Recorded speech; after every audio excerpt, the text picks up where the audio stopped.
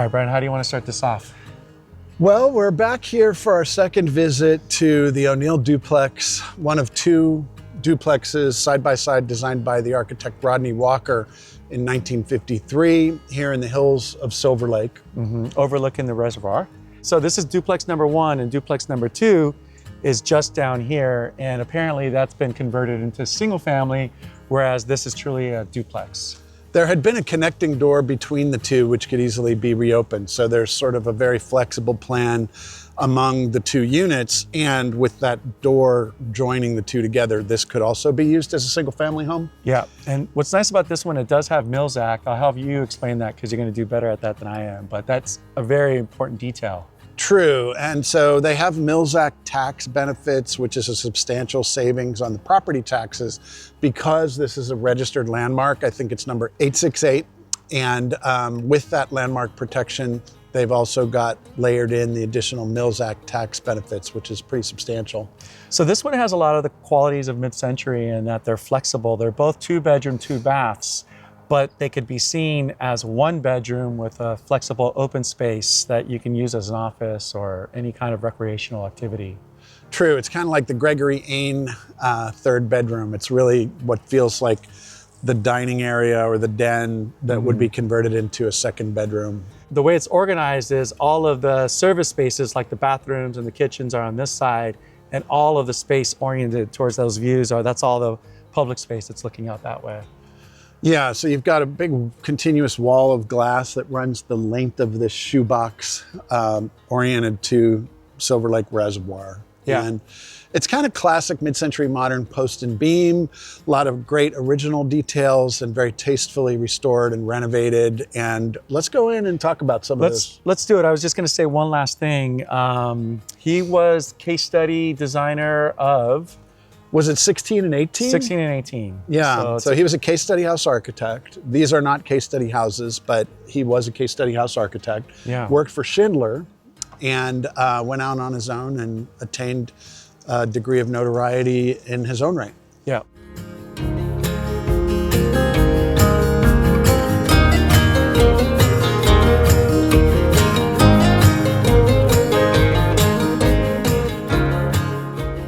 All right, so we've got this place to ourselves. We're here on the inside now. Yep. And that was made possible by... The owner and her brother, who are product designers. You'll see some of the metal wire-framed tables and chairs in the background that are by Bend, and they're the folks who graciously gave us access today, so we really appreciate that. Big thank you to them. And so we're here in the main space of, I consider this to be the primary owner-occupant space of the duplex. It's got the more elaborate bathroom than the other half. And what you've got in here is a combination of original details and new renovations. Behind us, you'll see that this is actually going to turn into that 2nd bedroom that we were talking about. There's 1 bedroom over here, and then that'll slide open and become the other bedroom. Yeah, but you've got the expressed structure, the wood posts and beams. These are slender 4x4 posts and maybe 4x8 beam. You've got the original Celotex, I believe this is, ceiling. You've got the jalousie windows, which are signature mid-century modern.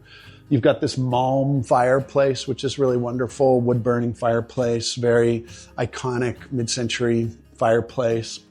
And then you've got these new interventions, like they're all new cabinets, a beautiful integral stainless steel countertop, an island that has a waterfall condition, and a new cork floor, all of which are really very compatible with the original design.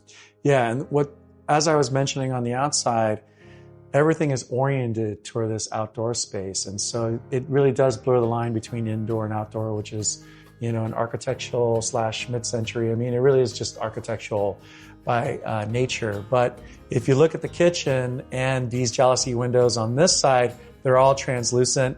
Again, the kitchens never go to the top. They always kind of leave some space above for, in this case, clear store windows.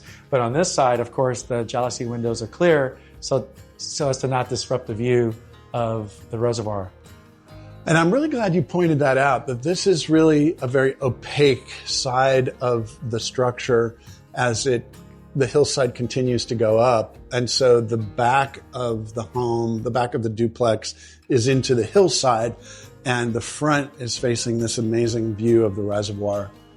Absolutely. But what the glass does is it blurs the line. It makes you feel like your home is a lot bigger than it really is, because it's got, it's essentially this exterior space is an extension of your home.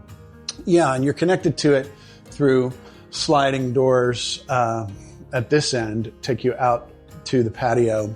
But this is kind of a whimsical detail here. We need to go back and look at those Julia Schulman photos, because this is a natural wood tree kind of column that's been inserted in here, supporting this cruciform beam configuration. And I mean, I got to find out if that's original or not. It's very whimsical and playful. It is interesting, because one thing to add is that Rodney Walker, from what we were reading, didn't really see himself as an architect. He saw himself as a builder, really. I'm so happy that you brought that up too, because he was a romanticist. I mean, he had that romantic notion of the architect as the master builder. He was a tool belt wearing contractor, master builder architect, which is something he was really proud of. Yeah, we talk about architects being on site all the time, and I think in this case, he was involved literally in the building process, not just, the design. Yeah, and this detail sort of feels like that. Wouldn't it be cool? You're out here one day talking, and there's like this post you found in the pile, and like, what if we made that the centerpiece of this room?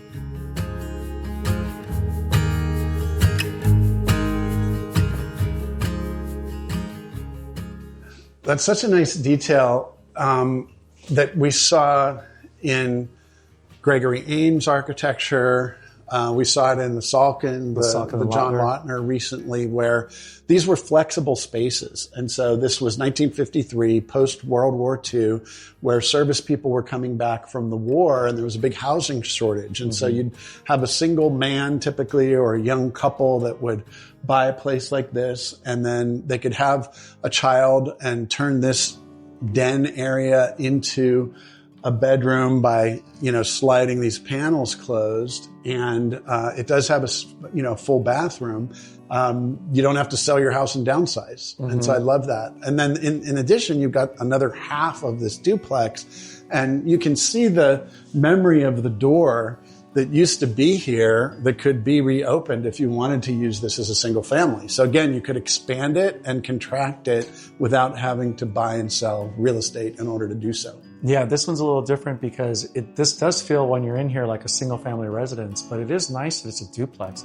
Yeah. I think architects should consider doing that more often, especially in Los Angeles with the housing shortage.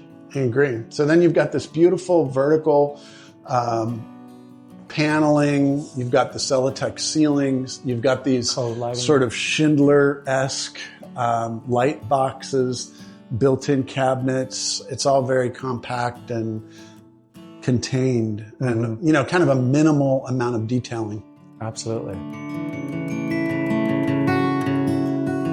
Again, so we're entering into the primary, and right away as I look up, it's interesting to see jalousie windows as clerestory windows, and they're oriented in this vertical direction, which we typically don't see. That's unusual. It looks good. I like the lines, and they kind of line up with the Celotex ceiling panels, and then you've got another one of these built-in light boxes.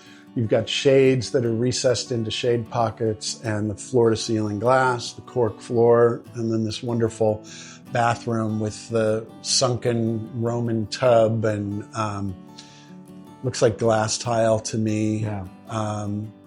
And looking out at a little bamboo forest. It's almost like a bonsai kind of Japanese reference, because the bathroom glass goes floor to ceiling, and you just look out to this rock outcropping and bamboo on the rocks.